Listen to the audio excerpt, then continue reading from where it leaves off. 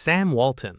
Before Walmart became the world's largest retailer, Sam Walton was running a single variety store in a small town in Arkansas. He noticed that most stores kept prices high to earn bigger profits on each sale. Walton believed the opposite. If he could sell products for less than everyone else, more customers would walk through the door, even if he made only a few cents on each item. He also expanded into small rural towns that larger retailers ignored, building loyal customers where there was almost no competition. As more stores opened, his low-price strategy spread across America. What began as one small discount store eventually became Walmart, the largest retailer in the world, making Walton one of the richest people in history. Warren Buffett. Making money almost seemed to come naturally to him, even as a child. He sold chewing gum, Coca-Cola, and magazines door to door. At age 11, he bought his first stock, 3 shares of Citi Service Preferred, but sold them too early and watched the price triple afterward. That lesson stayed with him for life. As a teenager, he ran a newspaper route, resold used golf balls, and even filed his first tax return at 13, claiming his bicycle as a business expense.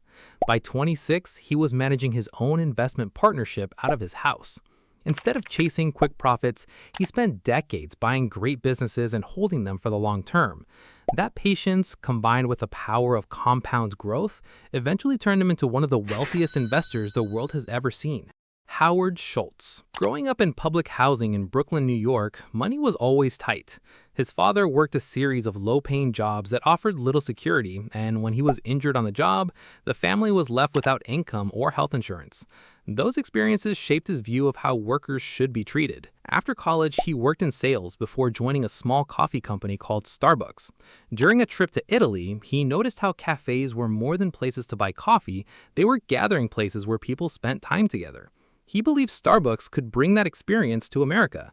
After purchasing the company, he expanded it into thousands of stores around the world while offering benefits like healthcare and stock ownership to employees. The child who grew up worrying about money eventually built one of the most recognizable brands on earth.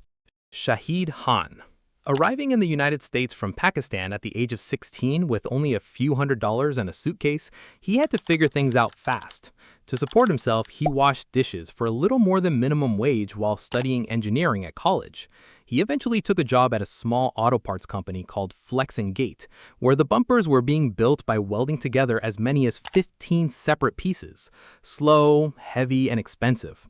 He redesigned the process, stamping the entire bumper from a single piece of steel instead.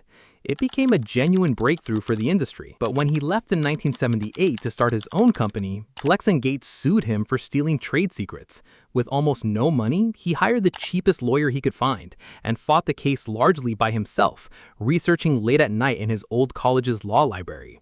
He won. 2 years later, he bought Flex and Gate outright, the very company that had sued him.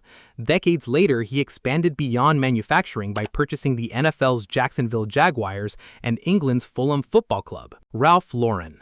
Growing up in a modest apartment in the Bronx, his parents worked hard just to support the family. Even as a teenager, he dreamed of creating a lifestyle that felt more elegant than the one he knew. He never attended fashion school and began his career selling neckties. When he pitched his own wider, more colorful tie designs, many stores rejected them, believing customers would never buy them. He ignored the criticism and continued building his own brand around timeless American style instead of short-term fashion trends. Over time, he expanded into clothing, fragrances, furniture, restaurants, and home products.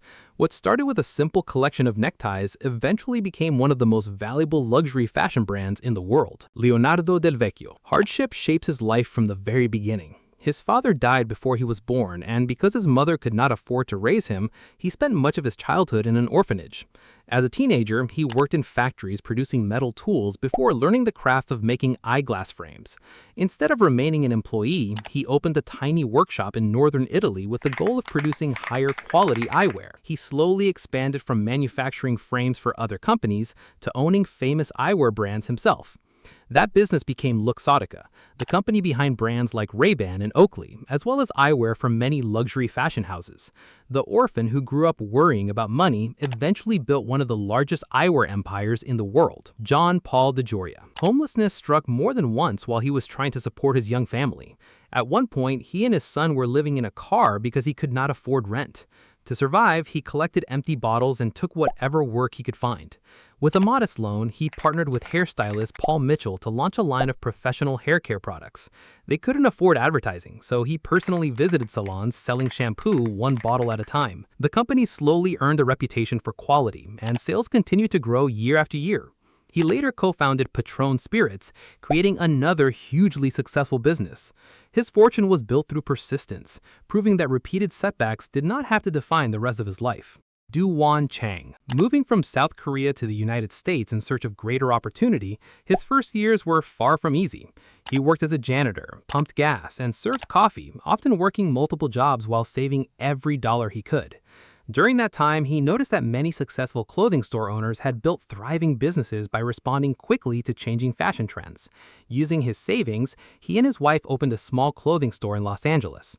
They focused on bringing affordable new styles into stores faster than competitors, attracting young shoppers looking for the latest fashion. That small family business grew into Forever 21, with hundreds of stores around the world and billions of dollars in annual sales. Li Ka-shing. War, uncertainty, and poverty shaped his childhood from the start. After his family fled mainland China during the Second World War, his father died of tuberculosis, forcing him to leave school at just 15 years old so he could support his family. He worked long hours in a plastics factory, often spending more time learning than resting. Eventually, he saved enough money to start a small plastics manufacturing company of his own. Instead of spending his profits, he reinvested them into real estate just as Hong Kong began expanding rapidly. Over the following decades, he built businesses in ports, telecommunications, retail, infrastructure, and energy across dozens of countries. The teenager who left school to earn a paycheck eventually became one of the richest businessmen in Asia. Subscribe to see more content like this.